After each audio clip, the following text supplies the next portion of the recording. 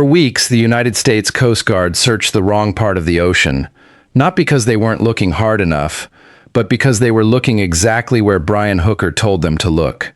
Then his own phone told a different story. Right now, somewhere in a federal warehouse in Fort Lauderdale, Florida, sits the sailboat where Lynette Hooker built the only home she had left, after giving up everything she owned on land. She still has not been found. Her husband gave investigators one account of that night. His phone gave them another, and by the end of this video, you're going to know exactly where that device placed him, and why the FBI ended up moving the entire search because of it. For weeks, the search had a shape, a radius, a depth, a direction. All of it built from one source, Brian Hooker's own account. Carly Aylesworth gave the Coast Guard her DNA on May 27th. Not because anyone had found something, because they needed to be ready if they did. Weeks before that, her mother sent her grandmother a message. "I can't take it anymore, Mom. Get on a plane. Come home. I want my stuff." She'd already bought the ticket home. She never used it. That's the part that sits wrong. A woman who'd already decided to leave, gone before she could. Brian Hooker reported his wife missing on April 5th, the day after. His account was specific. Lynette went overboard from their 8-foot dinghy. The engine key went with her. The engine died. He paddled back alone. He handed investigators his own maps, his own route. Nobody asked him to. That's what's strange here. He wasn't hiding a route. He was handing one over. And it's that same route the data now contradicts. A Coast Guard vessel moved through shallow water off Hopetown that week. A Royal Bahamas Defense Force boat ran beside it, still following his map. Then a U.S. official told CBS News something that changed the shape of the search entirely. GPS from Brian Hooker's phone showed the device stopping in the Sea of Abaco, a place he never mentioned. Then it came back. His account pointed one way. The data pointed another. That stop gave investigators a precise depth to search, 25 feet, according to Fox News Digital, a location no search had touched. The boat sat in a warehouse in Florida. Nobody rushed it. Friends of the couple didn't need coordinates to feel something was wrong. Bain and Marnie Stevenson told CBS News they hoped the evidence would bring justice for Lynette. Bain had already messaged Brian directly, asking him to be honest with investigators.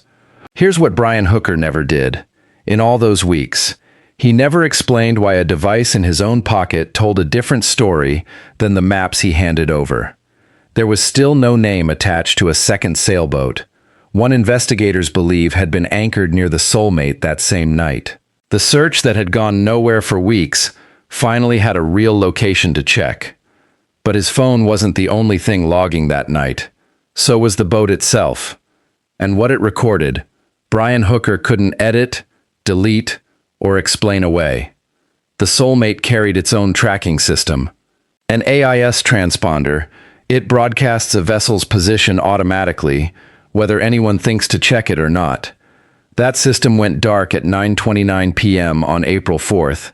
It didn't come back until 8:40 the next morning. 11 hours, gone, on the one night it mattered most. And there's something Brian Hooker said afterward that made that silence stranger. In a voicemail to Carly, he mentioned authorities had found a flotation device, one he said he'd thrown to her mother before she went in the water. We haven't found that detail confirmed anywhere else, not in a single report. Kenneth Engerand, an adjunct professor of maritime law at the University of Houston, told Fox News Digital something worth sitting with. A system that fails stays failed. A system that shuts off and turns back on has usually been shut off by someone. His account said bad weather. The data said something got switched off. Off Elbow Cay that night, the water was dark enough that 11 hours of silence would draw no attention, unless you were looking for it. And it didn't happen only once. That same tracking data shows 3 more blackouts, April 10th through the 13th. Days after Lynette was already missing. Days her husband was already a person of interest. One gap on the worst night of someone's life, you could explain a dozen ways. A pattern of gaps afterward is harder to wave off as coincidence. It matters that these are 2 completely separate systems.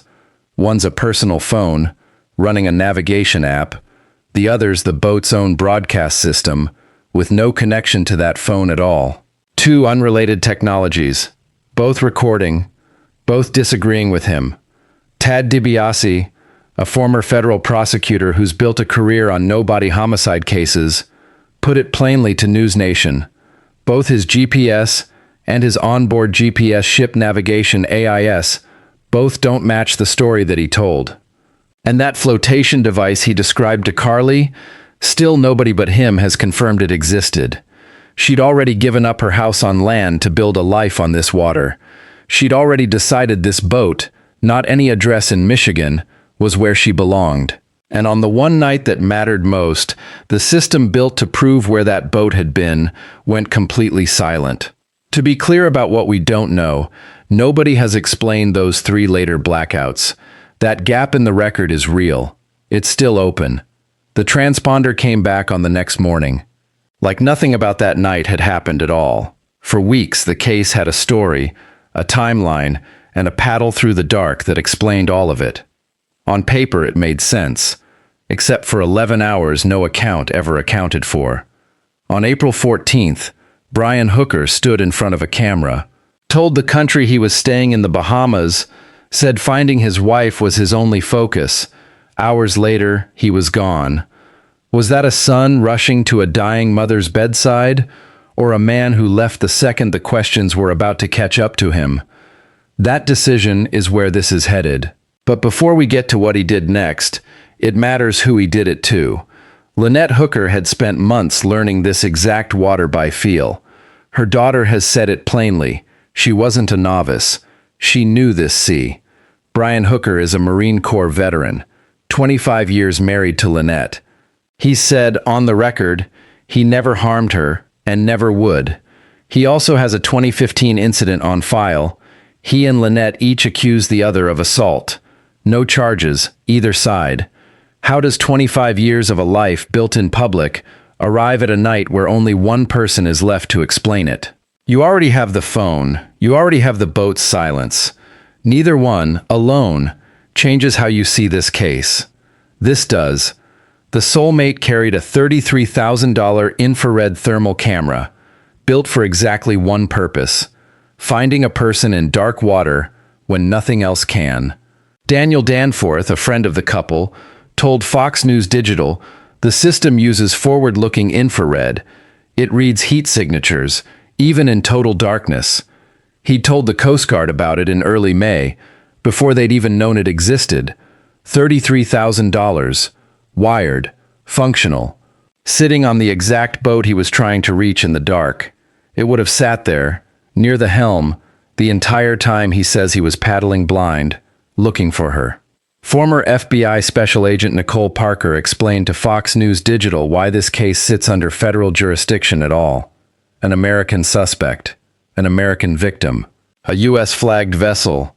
That combination brought the FBI and the Coast Guard Investigative Service into a case that happened in Bahamian water. A friend of Brian Hooker's told Fox News Digital something else. Nobody's publicly confirmed seeing him since he returned to the U.S. Not at a gas station. Not anywhere. The friend even wondered if he'd left the country, and the one tool that could have answered the biggest question of that night, was she findable, and did anyone look, still sits in evidence. Unanswered. If that unsettles you the way it's unsettled everyone following this case, that's exactly why we're staying on it. Breaking cases. Following every lead. That's not a tagline, that's the job. What we know for certain, the tool built for this exact situation was on that boat. What we don't know, why it apparently never got used. There's one word investigators have quietly attached to this case. A classification most missing persons cases never reach. A U.S. official confirmed to CBS News the government has been investigating Lynette Hooker's disappearance under a specific federal statute. The possible foreign murder of a U.S. national. Not a phrase officials use lightly. And not, they've said, a sign of a sudden new break, just the framework the case has quietly sat under for weeks. We didn't expect that phrase this early either. It changes how everything before it reads. Tad DiBiase told News Nation what a case like this actually needs, without a body. Not one piece of proof. A pattern that rules out every other explanation. Two systems that don't match his story. Hours he can't account for. A camera that sat unused. None of it, alone, proves anything. Together, it's a pattern investigators are required to follow. Brian Hooker has not been charged. He's denied wrongdoing, consistently, on the record. What that GPS data proves, and what actually happened that night, are not the same thing yet. And until charges are filed, that gap is the one this case still has to close. Two threads from earlier are still hanging. Whose sailboat was moored beside the Soulmate that night? Still no name attached. And that flotation device Brian described to Carly, still nobody but him has confirmed it was ever found. Somewhere in Fort Lauderdale tonight, the Soulmate sits under fluorescent light. Its hull dry for the first time in years. No one's aboard it anymore. The decision Lynette Hooker made, to sell everything she owned on land, to give herself no way back except through the life she'd built with her husband, may be the thing that finally brings justice for Lynette Hooker. Investigators aren't just tracing a phone and a transponder anymore. They're tracing the life of a woman who'd already proven, in writing, that she wanted out. It's just past 7:30 on the evening of April 4th. Lynette climbs into a dinghy she's stepped into dozens of times. She knows this water. She's done this crossing before. The Soulmate is close. Close enough, a local captain would later say, to be almost walkable at low tide. Then the record simply stops. What happened to Lynette Hooker between that dinghy and that boat is still an open federal investigation into a possible foreign murder of a U.S. national. And Brian Hooker remains the only person who says he knows. If you want to be here the moment that changes, this is the channel for it. Casebreak Network doesn't drop cases when the headlines move on. We keep going, breaking cases, following every lead. Subscribe, and stay with us. For weeks, the search went where his words pointed. Lynette Hooker went where the water took her. And the one person who was supposed to bring her home is still the only one who says he knows why he didn't. If you think the evidence already tells you what happened, say so below. If you think we're still missing the piece that explains all of it, say that too.